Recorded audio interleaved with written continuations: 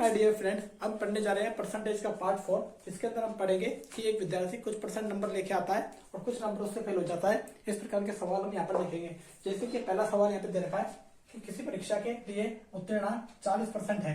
एक विद्यार्थी ने 185 अंक प्राप्त किए तथा वह 15 अंकों से अनुत्तीर्ण हो गया। परीक्षा के अधिकतम अंक कितने हैं? इस सवाल को हम करेंगे। जैसे कि यहाँ पे सवाल दिया हुआ है तो इसको कैसे करेंगे।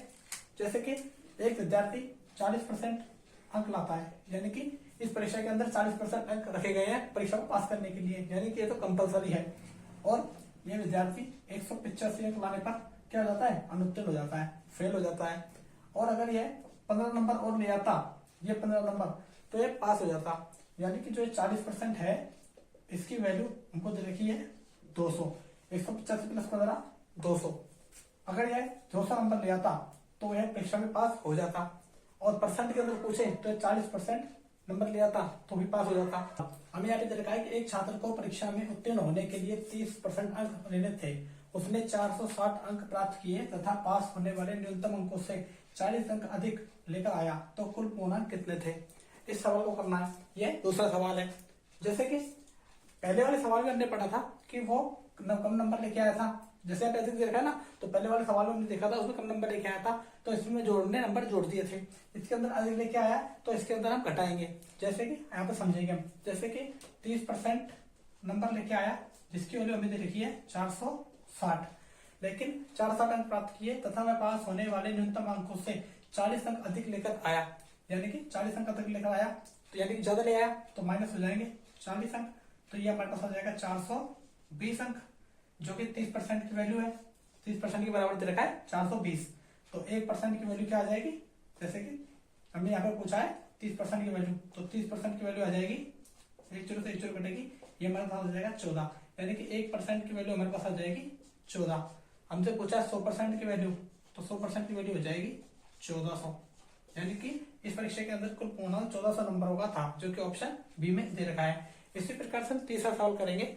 जो हम करेंगे तीसरा सवाल, हमें यहाँ पे दे रखा है किसी परीक्षा के लिए उत्तीर्ण अंक 40% है। एक विद्यार्थी ने 33% अंक प्राप्त किए तथा वह 42 अंकों से अनुत्तीर्ण हो गया।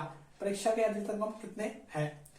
तो हमें यहाँ पे दे रखा है कितना उत्तीर्ण अंक कितना है? पास का 40%, और विद्यार्थी ने कितने प्राप्त करे? 33%। इन दोनों के बीच में अंतर कितने का है? यहाँ पे अंतर दे रखा है 7% का, लेकिन वह 42 अंकों से अनुत्तीर्ण हो गया। यहाँ पे हमें 7% रखा है, लेकिन अंकों में कितना रखा है? 42%। इससे कितना गुना जाता है?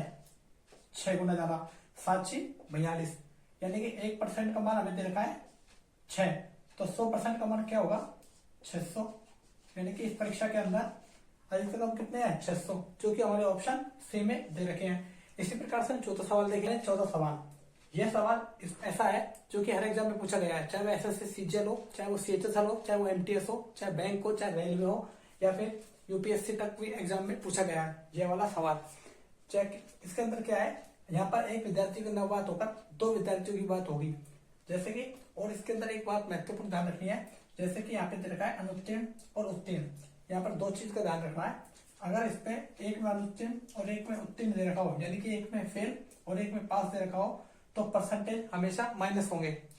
दोबारा सुनना, एक बार अनुत्तीर्ण दे रखा हो और एक बार उत्तीर्ण दे रखा हो, यानी कि एक बार फेल और एक बार पास, एक बार फेल और एक बार पास दे रखा हो, तो परसेंटेज है जो हमेशा माइनस होगा।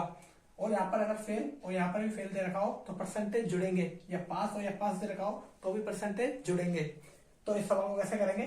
जैसे कि एक परीक्षार्थी ने 30% अंक प्राप्त किए तथा वह 108 अंकों से अनुत्तीर्ण रहा।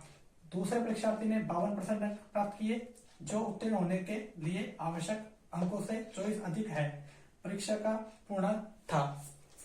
ये कैसे होगा? जैसे कि 30% और दूसरे विद्यार्थी के 52%, इनका अंतर कितने का है? इनका अंतर हो जाएगा 22%। यानी कि जो हमने क्या कहा था, एक अनुत्तीर्ण हो और एक उत्तीर्ण हो, यानी कि एक फेल और एक पास हो, तो इन परसेंटेज का हमेशा अंतर लिया जाएगा, जो कि क्या होगा? 22%। और जो अंक दे रखे हैं, यानी पहले विद्यार्थी के 108 और दूसरे विद्यार्थी के 24, इन का होगा योग। जैसे कि इनका योग आ जाएगा 108 और 24 का योग हो जाएगा 132, यानी कि 22% की वैल्यू हमें देखिए 132, तो 1% की वैल्यू आ जाएगी हमारे पास कितनी? 6। कैसे? 132 में 22 का भाग देंगे तो हमारे पास आ जाएगा 6। तो 1% की वैल्यू 6 आ जाएगी। तो 100% की वैल्यू हमसे पूछी गई है जो कि हो जाएगी 600, जो कि हमारे इस क्वेश्चन का आंसर है, जो कि ऑप्शन सी में दे रखा है। इसी प्रकार का हम 5वां सवाल करेंगे। एग्जाम के अंदर पूछा जाता है। यहाँ पे देखा एक परीक्षार्थी ने 40% अंक प्राप्त किए तथा वह 60 अंकों से उत्तीर्ण रहा। दूसरे परीक्षार्थी ने 55 अंक प्राप्त किए जो उत्तीर्ण होने के लिए आवश्यक अंकों से 15 अधिक है। उत्तीर्ण होने के लिए न्यूनतम अंक कितने प्रतिशत अंक चाहिए। इसके अंदर हमसे पूर्णांक नहीं पूछा है, इसके अंदर हमसे प्रतिशत पूछा है, जो कि कैसे होगा। हमें यहाँ पे वही 40% और क्या दे रखा है 55%, क्योंकि एक फेल एक पास है, एक उत्तीर्ण और एक अनुत्तीर्ण है। तो एक 40 और एक 55, जिसका अंतर कितने का है 15 का। 15 की वैल्यू हमें क्या दे रखी है 60 और 15 75। तो 1% की वैल्यू हमारे पास निकल के आएगी 5। तो 100% की वैल्यू निकल के आएगी 500। ये तो हमारे पास आ गया पूर्णांक, लेकिन हमसे पूर्णांक तो पूछा नहीं है, हमसे पूछा गया है प्रतिशत। हमसे क्या पूछा गया है प्रतिशत। तो प्रतिशत निकालने के लिए क्या करेंगे, इस 500 का ये निकालेंगे 40%। 40% निकालेंगे तो हमारे पास आ जाएगा 5 × 20, ये हमारे पास आ जाएगा 200। और 200 में ये 60 अंक क्वेश्चन उत्तीर्ण रहा तो 60 अंक और जोड़ देंगे, ये हमारे पास आ जाएगा कितना 260। और 260 वैसे क्या पूछा प्रतिशत, तो 500 से भाग कर देंगे और ये गुणा करेंगे 100। ये 2 जीरो तो ये 2 जीरो जाएगी और 5 से जाएगा 5 25 और 5 25। हम इसको इधर कर लेते हैं सोल्व, हम इसको इधर सोल्व कर लेते हैं। क्या आएगा 500 और ये हमारे पास आ गया 200 और 260 और ये हमारे पास आ गया 500 गुणा करिए 100। ये 2 जीरो से 2 जीरो जाएगी और जब 5 का भाग इसमें देंगे तो 5 25 और 5 तो 10, ये हमारे पास आ जाएगा 52%। इसका आंसर हो जाएगा 52%, जो कि हमारे ऑप्शन डी में दे रखा है।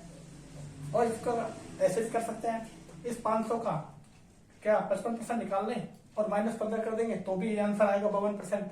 चाहे तो पर इसका हमें -15 करना पड़ेगा, इसके अंदर हमें पहले 60 जोड़ना पड़ा है, तो ये भी हमारा आंसर होगा। अब देखते हैं